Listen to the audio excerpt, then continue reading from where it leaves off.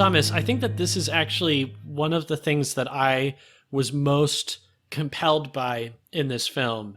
And I don't know if this was on Louis Malle's mind, but I can't imagine that it's not, is how like sin networks together, and how small sins are not detached from the larger, very consequential, like societal level sins, right? Because at the end, when the Gestapo shows up, it turns out that they've been denounced by who? By Joseph, who has been fired by the principal because he was caught sort of, stealing supplies from the school and selling them on the black market, but then also,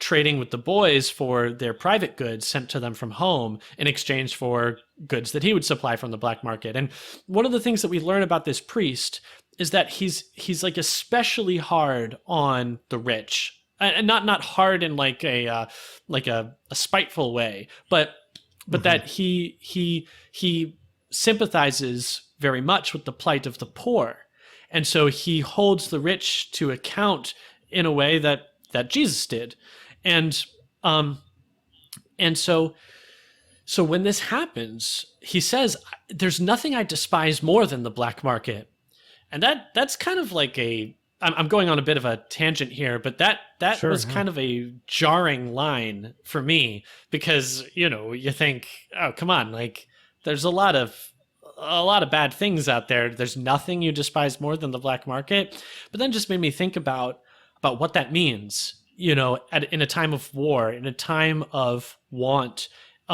It's continuing to serve mammon, in this like particularly selfish and insidious way.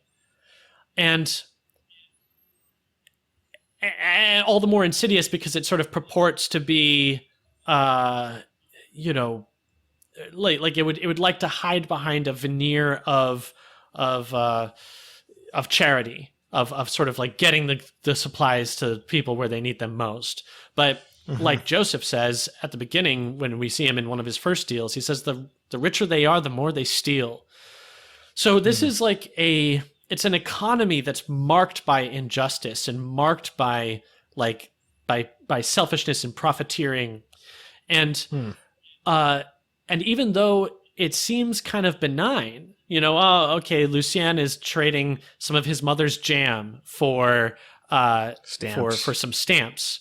We get this weird line from Joseph about how much like the doctor's wife loves jam, and like there's something erotic there. Puts her in the mood. You don't know if, but like, I think there is like a kind of That's nod what he says, to how, that's what he says. But I think there is a kind of nod right at the beginning to how these dealings are sort of precipitating to further transgressions somehow. No, I agree. And especially in the character of Joseph, it's effective because we are inclined to be sympathetic with him, I think, when he gets fired. Of course. And, in fact, assume that priest, he did some of this out of need, Right. And the priest is, in fact, sympathetic, right? He says to the boys, he says, I would kick you out of this school immediately if it weren't for your parents. And now I have to fire Joseph, even though it's unfair. So he acknowledges that justice demands this, but that on some level it's not fair that he takes the rap and that these boys are getting off more or less scot-free.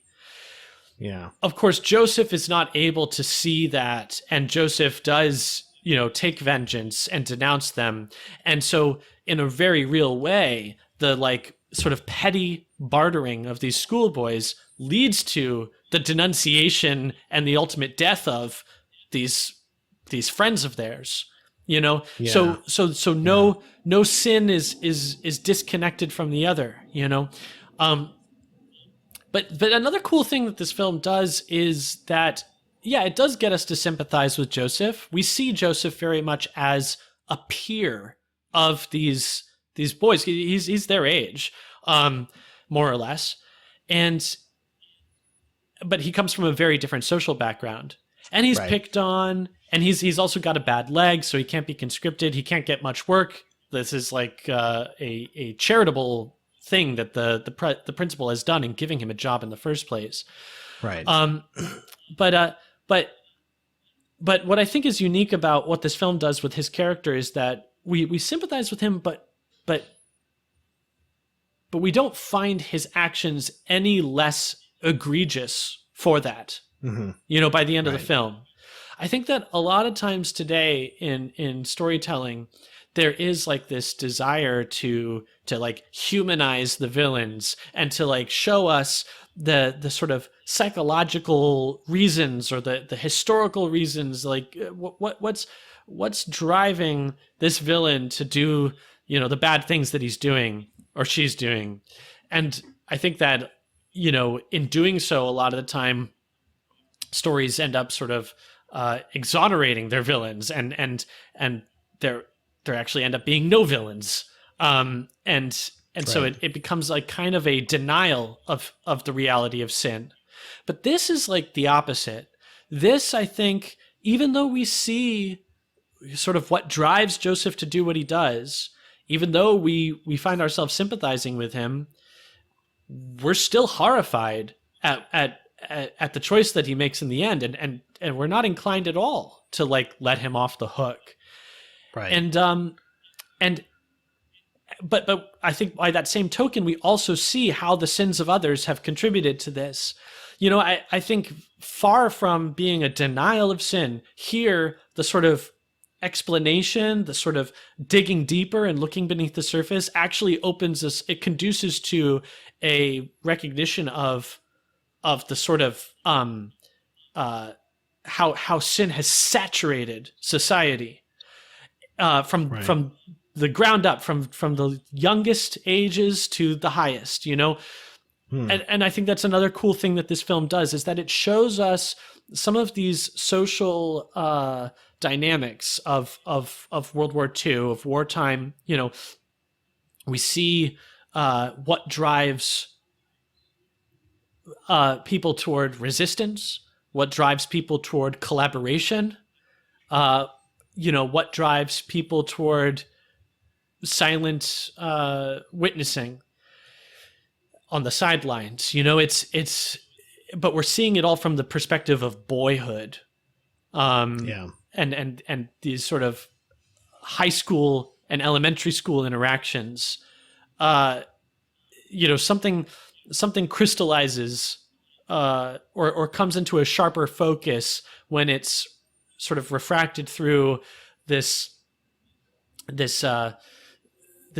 perspective of this juvenile perspective. You know what I mean? Right.